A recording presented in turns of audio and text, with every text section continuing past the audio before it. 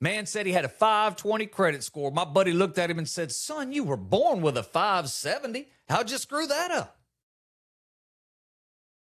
Average credit score across the USA. I saw this. Investopedia put it up. I thought it was cool because 715 is the average number. If you're living around that number, you're good. If you're above it, look at you. If you're below it, we're going to talk about that in a minute. It might not be the end of the world. If you're in the Midwest or the Northeast, your credit's probably good. If you're in the South, we're on the low end of the scale. And I say we because I was raised in South Carolina, but I was born in Georgia. I was educated in Mississippi, finishing my master's in Arkansas. You follow me? I'm a hillbilly. These are my peeps. This is my region I'm talking about. Mississippi carries a big fat 680 average credit score with the national average being 715. Let me tell you something. If you grow up and you go to high school, grade school, elementary school in the state of South Carolina, I'm sure Alabama too.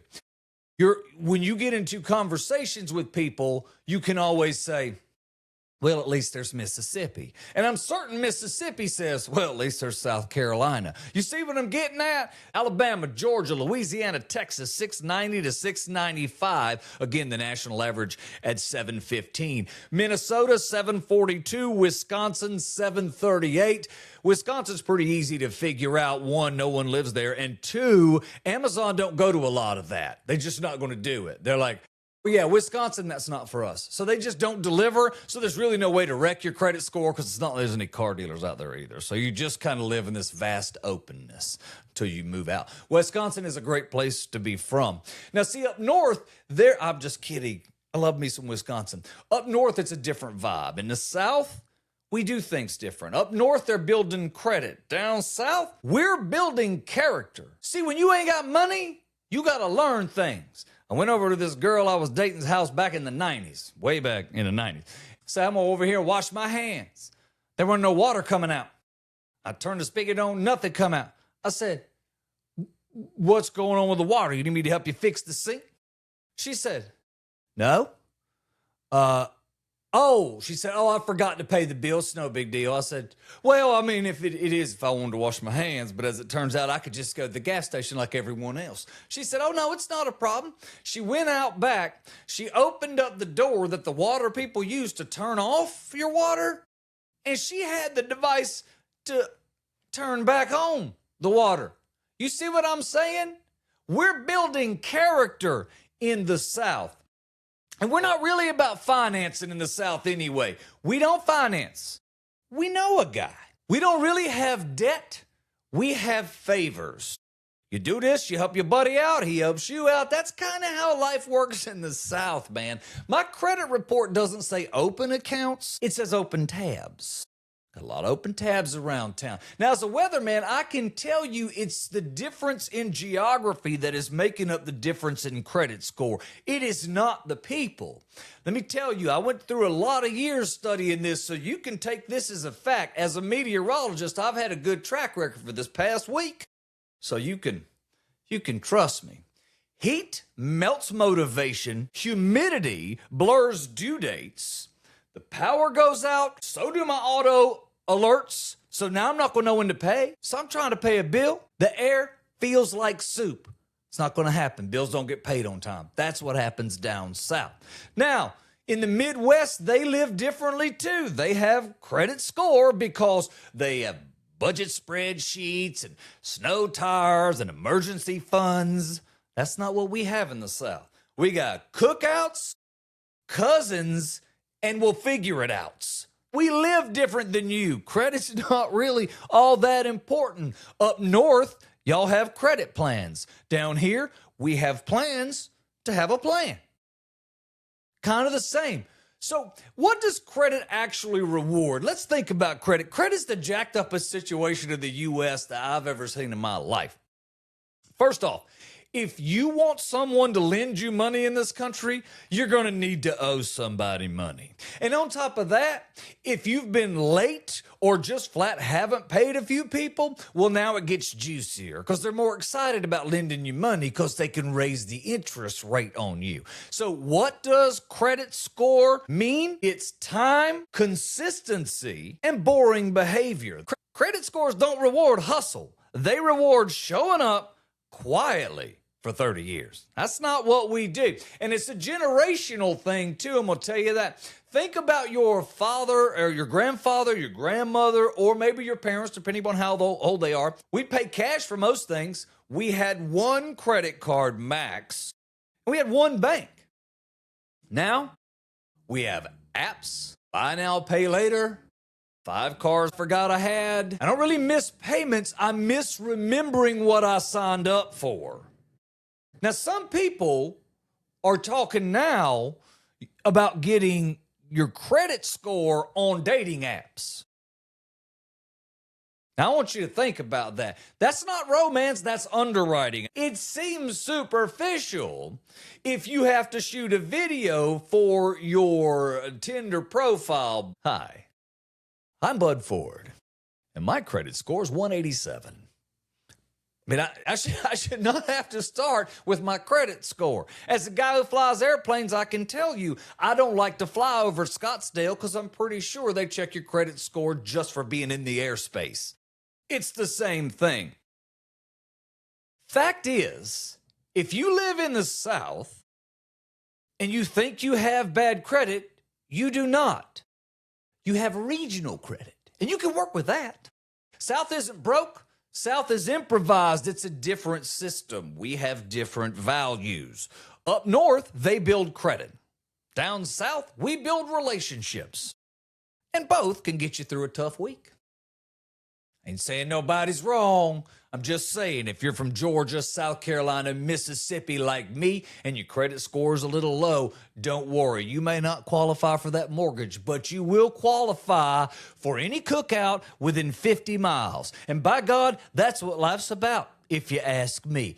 I started working on the radio when I was in my teens.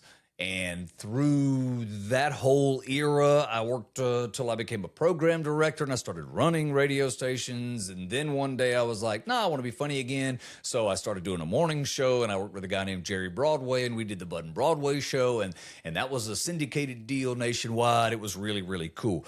So to say I've been around the broadcast business for a minute, I got 30 plus years in this. So I've been reading a lot about the anger that we have as football fans about Tony Romo. They want him removed from the booth.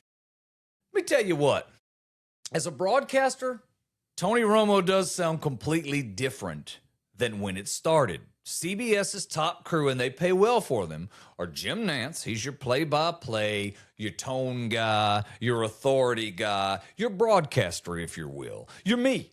That's what he would do. Tony Romo is a football player that came off the field to be a color guy, an analyst, and to offer insight. Romo is supposed to be the future of broadcasting as we know it. Fresh, unscripted. He's a former QB. He sees the game in real time. And he was good at it. Remember the first season? He's calling the plays from the booth. I am eating this up. And I'm a Dallas Cowboys fan. I'm not a Romo fan. As we move on, things have changed. Let me tell you this, though.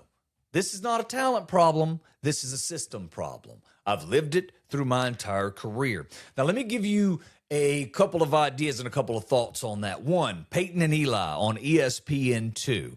They had the same problem.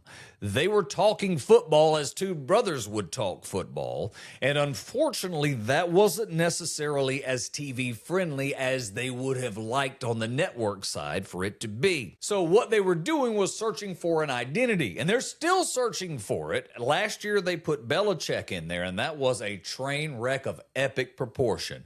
Right up until, if you watch that, right up until they bought a group of consultants and they brought them in and said, fix this.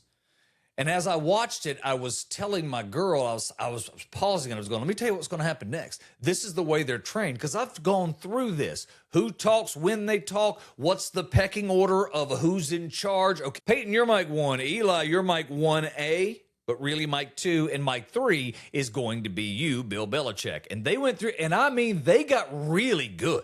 Like, it became super enjoyable to watch Bill Belichick on that show. Typically, he's sort of a buffoon that doesn't speak. But this show, he really came around because they were paying someone to work with them. Now, they're not using that same consultancy group now, you can tell. But what Peyton and Eli do and do best is they talk about the sport like a conversation. That's what you want out of them. However, with Romo, what fans are complaining about is the surface level stuff. Adds nothing to the whole process. Needs to simmer down. He talks too much. He's not watching the game. He overpraises someone or doesn't. Makes an odd analysis like the Stidham comment. Energy all feels forced instead of natural. These are symptoms, not the disease. Let me tell you what's happening to Romo. He made a splash. His bosses then got all excited, and they hired a bunch of consultants to assist Romo. And they wanted to shape the skill that he had, because what the consultants told CBS was, don't worry, what we do is we just take his natural talent and we'll bring all the good stuff out. No, that's not what they do. It's 100% not what they do. Because if they were there to fix something, they would thereby end their paycheck. They are not there to do that. So they're going to use research as a weapon to neutralize the natural flow. That's what happens. Because they're in a conundrum too. They're going to go the way the wind blows. They're going to talk with the ownership group and find out what they really want. They've talked to whoever the bosses are at CBS Sports, and they determined what they wanted. Then they decided to put Tony Romo on their potter's wheel and craft him into that perfect little thing. So now he's caught between what he wants to do, which is the natural thing that we're into, and the forced thing that they want him to do. So now he's like a golfer. He's stuck in between his own two ears. It's not his fault. I have lived this and done it. I watched them try to tank the Bud and Broadway show this very same way, because here's what happens. Same with Tony Romo. And if Tony Romo left a network and went to another one tomorrow, it'd be the same thing. They hire you because they love what you do. You send them the demo, they listen to the web, they listen to your, they buy the whole project. And then, as soon as they get you in the building, they start completely breaking your process to make it fit what they decided they wanted. They're all agenda-driven and not ratings-driven. The problem with the agenda is football is experiencing an incredible period where it is running 47+% women viewership. That's a big, big number. So now let me tell you what's happened. A product base that appeals to men is now brought in an entire group of consultants to build a product for women. So now they're trying to turn what's going on in the booth to be more women friendly. That's why we have a lot of things going on around the field and different things that aren't really football related. Well, when you do that in the booth, now you're going to tell one of them to be the male that he is. Jim Nantz, I want you to be Nantz. Tony, we're going to mess with you till you appeal to women. That's not what a quarterback does. Quarterbacks don't stand on the field and yell, oh, to get approval from women. They're there to play football. When he started, he was loose. He predicted plays. He sounded like a guy on your couch. That success created unnecessary expectations, a brand, and a formula. And let me tell you something about broadcasting. The moment your style becomes a product that you're selling, it stops being a style. So once you stick all the consultants in the middle, consultants, whatever, and I don't hate consultants, don't get me wrong, but when you can see that they're breaking something, it's troublesome. Every booth, every show, once you put 3 or 4 people around a show and you start getting where there's money on the line, we're going to do focus groups. We're going to deal with viewer feedback. We're going to deal with social media reports. We'll have executive notes. And they usually use the data that doesn't align with your product to paint their picture and make their narrative. So the notes all sound the same. We need more energy. We're going to need him to explain it simpler. We're going to, wait a minute, simpler? Why do we need to explain simpler? What, he's not explaining things too hard for people that watch football, but he is explaining things too hard for casual fans now, isn't he? Why? Because you just put the 47% or that group of casuals, both male and female, that really don't deal with the sport, that are just kind of Johnny-come-latelys, and that's okay. Welcome to the club, but they should catch up. But that's not what you want to do. You want to bring it to them where they're at. Well, I love that, and I think there's plenty of folks that do that. There are networks that do, they even do football for kids and all kinds of things. You're trying to be all things to all people. Think about how that works. It doesn't. So what happens to the talent when you keep changing all that? Well, the talent stops doing what's natural and starts performing. They've told them to fill the gaps. It's the talk radio trap, right? Silence on TV is not the end of the world. Silence on radio is a problem. It happened to me the other day. We were doing some things on weather, and that was a video-based. And we were fiddling with the equipment while we were doing it live, which was uncomfortable. And then they threw it at me, and I saw they were both trying to figure out the equipment. So I panicked and started talking about just talking because I filled the space. And that's what's happening with Romo. The silence feels risky when you're on a national broadcast. Football, though, is different than when I'm doing news and I'm sitting on a desk with three people. You have the crowd, you have tempo, the stakes, you have Nance's pacing, which is as good as it gets. And we know as broadcasters, if the moment's big, your job is to get smaller. You don't want to own that moment. That moment will own itself. Now, as a QB, the other thing you have to think about is how does he see things? He sees coverages, who's coming, footwork, progressions, where the routes are going. Audience, we see ball receiver result, period. There's a gap there, but it can be bridged. There are people that are doing really well at that. Greg Olsen is bridging that gap. He's very good at this. Brady, I don't know where Brady's at right now. As a broadcaster, I watch him. I'm not sure. He's doing what's being asked of him, but I don't know that he's going to be super added. I'm not sure yet, but he's pretty. And he's the GOAT. My guess is he's going to be on TV for the rest of his life talking about football, and I can't hate on that. I mean, just because you've been around the sport your whole life doesn't make you a good broadcaster, does it, Joe Theismann? Does it, Phil Simms? Peyton and Eli are really good at the hard stuff digestible. Early, we had Jim Nance, Tony Romo, that play-by-play buddy energy. Now, we have Nance, that super polished legacy voice. I'm Jim Nance. His perfect voice. Romo is a hyper, modern, informal.